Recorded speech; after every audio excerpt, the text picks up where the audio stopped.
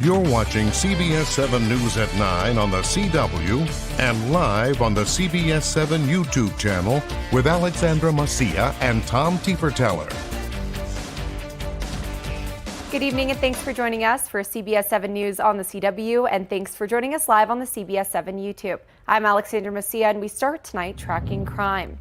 Odessa police were at the scene of a shooting on East 8th Street at the Southgate Apartments. According to the city, one person was taken to the hospital to be treated, but his status is unknown. The city asks anyone with information about the shooting to contact OPD. And this weekend, OPD responded to the Marshall's parking lot after a person reportedly had a gun. Police say 24-year-old Jesus Galarza Jr. hit another person's car while driving away. Galarza and 25-year-old Frederick Davis, both pictured here, pointed guns at the victim as he parked in another space. Galarza and Davis continued pointing guns at the victim while following him through the parking lot. Galarza spit on the victim and tried to fight him. Davis went into Marshall's and hid his gun in the toy aisle before being detained by UTPB police. Galarza fled the scene in his vehicle but was stopped by DPS. He had a gun, cocaine, and marijuana. A full list of their charges is up on our website at CBS7.com. And we are your First Alert election station, and tomorrow is Election Day. CBS7 First Alert News will have team coverage all day of the latest results and reaction. Of course, the biggest items on the ballot for Midland and Odessa will be the prospective school bonds. You can see the details about both bonds at CBS7.com. And West Odessa is one of the fastest growing communities across all of West Texas. With that in mind, one of the items on this year's ECISD bond is to build a new middle school in West Odessa. Currently, all ECISD middle schools are located inside of Loop 338, while the area's fastest student growth is in the northeast and west parts of Ector County, which is part of the reason why this year's bond most costly item is a new middle school in West Odessa. If this bond passes, the new middle school will be over 170,000 square miles and serve over 1,000 students in West Odessa who will live past the loop and as far out as 866. And the reason the district chose the area is because it will serve students in a positive way. By having that middle school out here, less travel time, other opportunities for food, and just a better education overall. Tomorrow night is election night, so make sure you go out and vote so that your voice is heard. And it's time to take a look at weather. Chief Meteorologist Tom Tieferteller is here to tell us what we can expect. Tom? We are going to be looking at some hot temperatures tomorrow. In fact, we could be looking at 90 plus, near record highs. Taking a look at today's temperatures, not a record. It was 90 degrees, but close enough, only 3 off it with 87 degrees out of the Miller National Air and Spaceport, 89 in Odessa. But we did see the 90s, Wink, Pecos, Monahans down towards Fort Stockton this afternoon. A little dark at Big Bend National Park this time of the night, and back over towards Odessa. We are seeing a pretty quiet evening out there as temperatures are into the upper 60s to low 70s. Cool 64 there. We're in around Pecos, 63 in Fort Davis, as we're not seeing a lot of breeze, but it is out of the south, and it's going to make for a milder night across the area. This temperature trend, record highs tomorrow. Temperatures running about 20 degrees below where they should be this time of the year by the end of the week. Thanks, Tom. If you tuned in last Friday, you may remember Crane High School as the band of the week, but that isn't the only win they've had lately. In fact, about 150 students will travel to San Antonio tomorrow to compete in the state marching contest. Band is where it's at in Crane. About half of high school students join band. The band has made it to the state competition 11 times in a row. The competition occurs every other year, so their success has spanned 20 years. The best. I'm just kidding, but I think that this band is like really special. You know, there's always ups and downs in this band, but we're a very hardworking band, and whatever we want, we work for it and we get there. At Crane, band members often double as athletes. That can mean early mornings and late nights that require determination. The band will compete on Wednesday at 3 p.m. And working until you are 75 years old is already a long time, but how about spending 75 years at the same job? That's a milestone one Monahans local just surpassed today. Clara Edwards has walked into this building each day for work since 1949. While a lot has changed in that 75 years that she's been in banking, her smile has remained a consistent greeting for everyone walking in. She started as a secretary when the bank was named the first state bank of Monahans. She's had many roles since then, but now she is the first face you see when you walk into what is now called Citibank. At this point, everyone who walks in knows who she is and is happy to be a part of the Monahans community.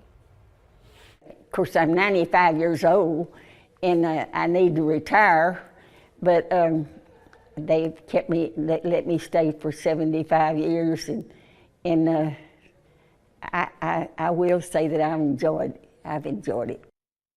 Clara has also been very involved in the community outside of the bank, too. She helped bring softball to Monahans in 1967, and since then, she's coached and started the high school girls softball program. She also volunteers for Meals on Wheels and at the Senior Citizen Center. Clara doesn't know how much longer she'll be working at the bank, but until then, she'll continue to greet everyone with a hello and a smile. And Meals on Wheels of Odessa is putting out the call for volunteers to help install smoke alarms on Saturday, November 18th. There will be install training the morning of, and volunteers will get lunch provided. The smoke alarms are going in the homes of Meals on Wheels Odessa clients. And across West Texas now, Crane has a new chief of police. You're watching The Moment. Jason Little passed the mantle of police chief off to Aaron Jenkins, who was sworn in this morning. Little has been in law enforcement for 27 years. And a gun was found on the campus of Coahoma Junior High today. Coahoma administrators immediately began investigating when a student reported the gun on campus. The district says that there were no threats of violence made, and they do not believe that there was a danger to student safety. Across the nation, new polling from the New York Times and Siena College shows President Biden falling behind former President Trump in some key swing states. The president trailing Trump in 5 of the 6 battleground states that helped him win the election in 2020. Biden is behind in Nevada, Georgia, Arizona, Michigan, and Pennsylvania, and only ahead in Wisconsin.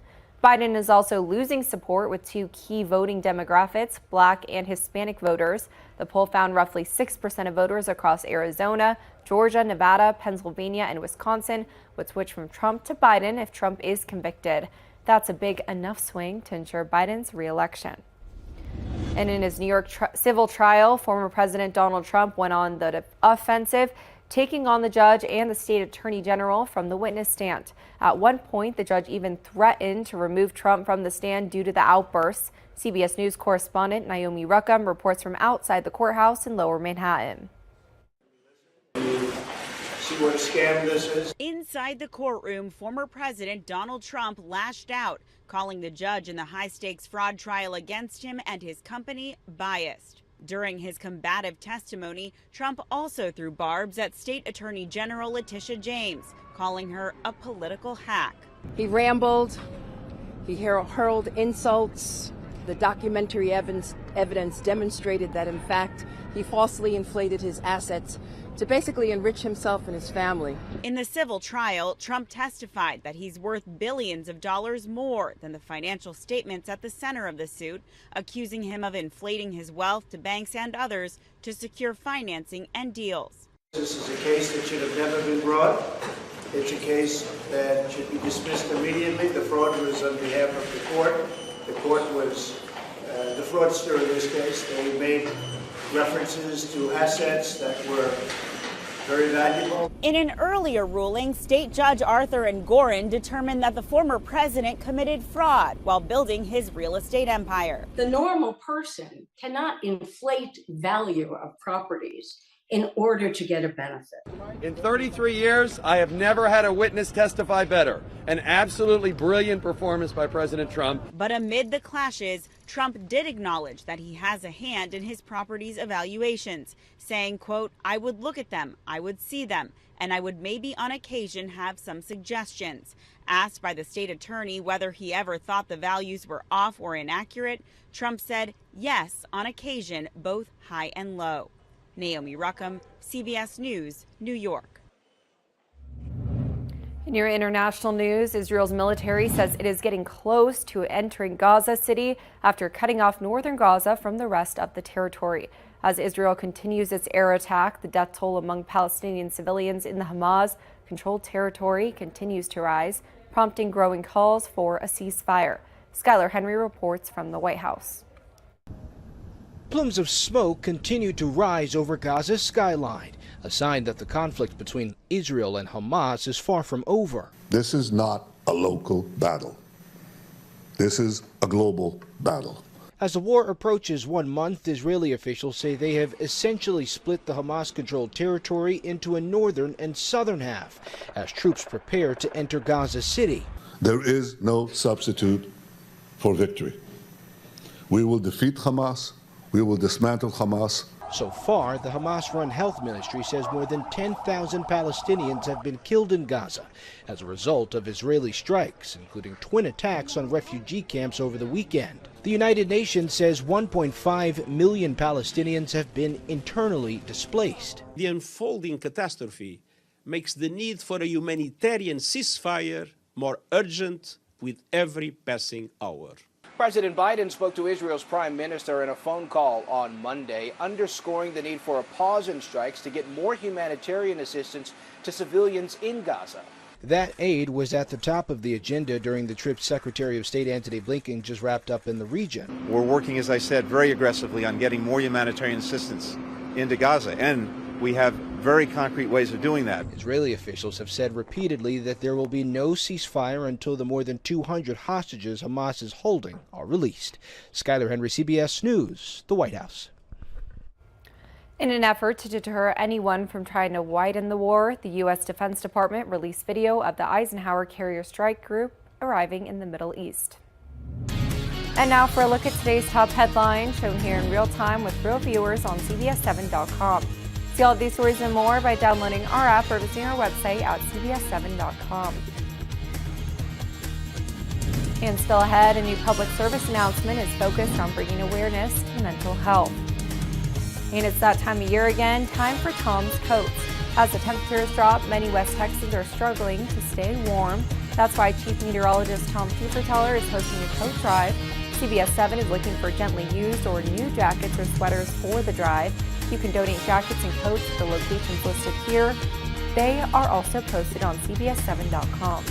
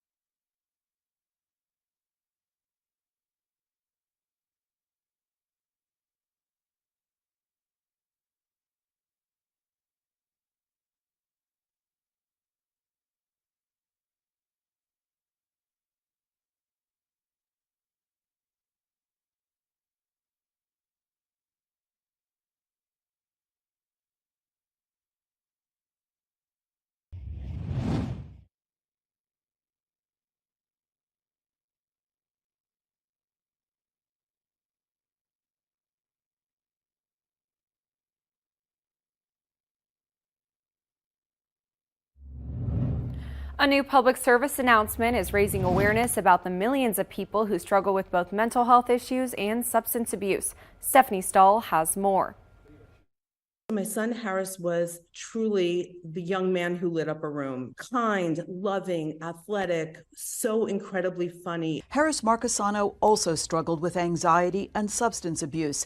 At age 19, he was dead. His mom says from an accidental overdose. Every day I feel that loss incredibly. Marcasano's mom, Stephanie, says her son suffered from co-occurring disorders. According to the National Institutes of Health, that's when someone has both mental and substance abuse disorders. About 7.7 million people are affected, along with probably millions more who aren't diagnosed. Even though people say that they address it, they often fail because the system fails them. Nobody challenged the importance of linking mental health, substance misuse, and addiction to change outcomes and to save lives. She says years of therapy and rehab failed her son. Aiming to save other families, she started the Harris Project to raise awareness about co-occurring disorders. You need a multi-level approach to this. Drink if you don't like drinking, but can't escape the thoughts in your head. The Harris Project is releasing this new PSA on the anniversary of Harris's death. It highlights the dangerous intersection between substance use and mental health. This is phase one of a project designed to first educate and empower young people, their families, and their loved ones about what co-occurring disorders is. She hopes with awareness there will be an understanding that addiction and mental health need to be treated independently and together, so no other mother confronts losing a child. Stephanie Stahl, CBS News, Philadelphia. Well, near record heat in the forecast today, record heat on the way for tomorrow. We'll talk about all that and show you when the next fall cold front arrives, coming up next.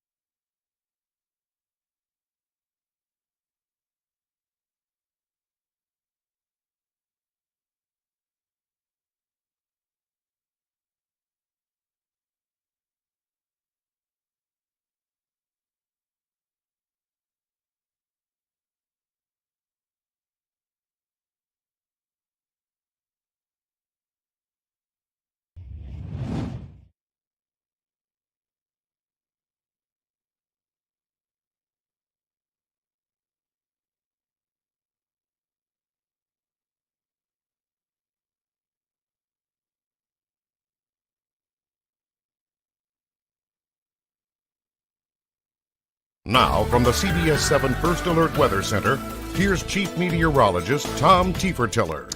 Well, big changes are on the way in our forecast. It looks like record heat back with us coming up tomorrow. Now, today, only 3 degrees, I should say, off the record high as we saw temperatures up to 87 degrees. The record was 90. Tomorrow, the record's 88.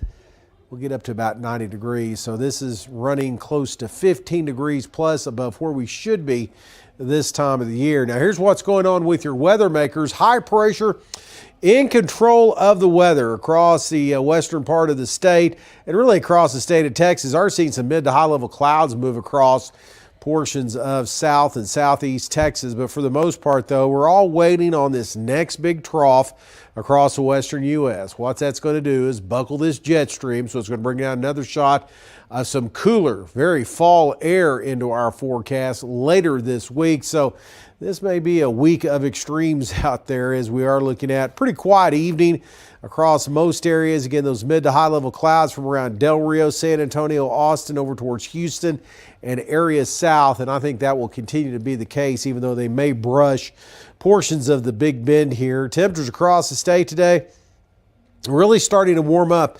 Even some 90s trying to show up across portions of South Texas, and it's what we had across the Trans-Pecos 2 western Permian Basin earlier today. Now, with that trough of low pressure coming, and we're going to see a few more clouds out ahead of it. Again, the high cloudiness stays off to our south and southeast for the most part. Maybe a high cloud or two tomorrow, but more sunshine than anything else. And into Wednesday, we may see a few more clouds start to visit portions of West Texas, but it looks like any moisture with this system it's going to remain limited, and it's going to be more like Thursday before we see any chances of showers. With that front coming down, may see what's called a little overrunning situation where the cool air rolls in, warm air up above it, so that could cause some areas of drizzle to light rain. But right now, rainfall amounts look to be extremely light with the chances of rain later this week. Rest of tonight, pretty quiet.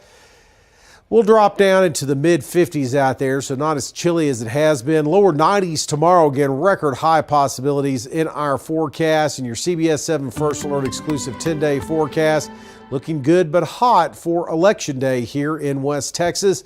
We'll see those temperatures change late on Wednesday into Thursday as that cold front arrives, and see about a 40-degree flip-flop on those temperatures.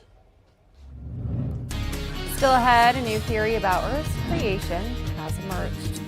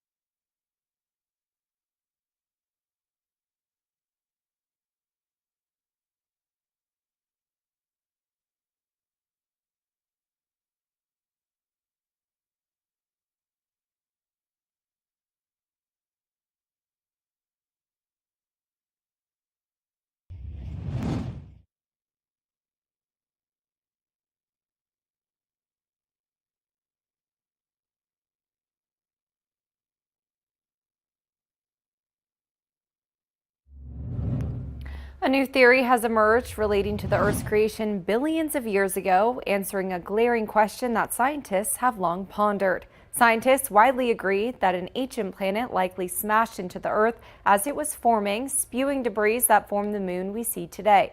They call it the giant impact hypothesis, but a new theory suggests that traces of a mysterious planet may be closer than we think. According to research published in the journal Nature, scientists believe molten slabs of rock could have embedded themselves within Earth's mantle after impact before solidifying, which means portions of the ancient planet could rest just 1,800 miles below the Earth's surface. And Heinz is rolling out a new condiment combining 2 hamburger staples, pickles and ketchup. Heinz says its pickle ketchup has a tangy and savory flavor of pickles with the unmistakable taste of its rich tomato ketchup. Apparently, the appeal for pickles is at a high. Heinz says 73% of Americans enjoy the taste of the food, and if you're one of them, be on the lookout. The new ketchup hits grocery stores in early 2024. And 2 more companies have issued recalls of their cinnamon applesauce pouches due to possible lead contamination. One of Banana apple cinnamon fruit puree sold by Sam's Club, Amazon, and Dollar Tree were already recalled last month. The FDA says 7 cases of possible lead exposure have been found across multiple states. Lead is toxic to humans and can cause developmental delays in children. Symptoms include headaches, vomiting, and fatigue, although they aren't typically seen right away. The FDA says toddlers and young children who may have consumed the recalled pouches should get a blood test from a doctor to check for elevated lead levels. And still ahead, could Tai Chi help boost your memory? We'll have the answer up next.